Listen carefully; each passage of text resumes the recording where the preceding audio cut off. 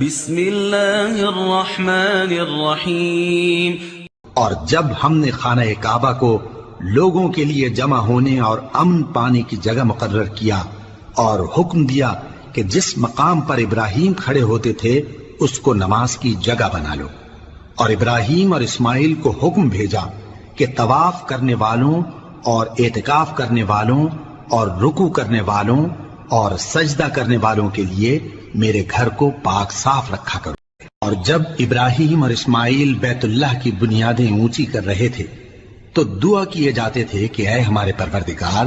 ہم سے یہ خدمت قبول فرما، بے شک تو سننے والا ہے، جاننے والا ہے۔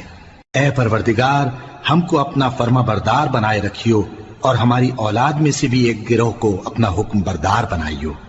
اور پروردگار ہمیں ہمارے طریق عبادت بتا اور ہمارے حال پر رحم کے ساتھ توجہ فرما، بے شک تو ہی توجہ فرمانے والا ہے، مہربان ہے۔ اے پروردگار، ان لوگوں میں انہی میں سے ایک پیغمبر مبعوث کی جو ان کو تیری آیتیں پڑھ پڑھ کر سنایا کرے اور کتاب اور دانائی سکھایا کرے اور ان کے دلوں کو پاک صاف کیا کرے، بے شک تو غالب ہے، صاحب حکمت ہے۔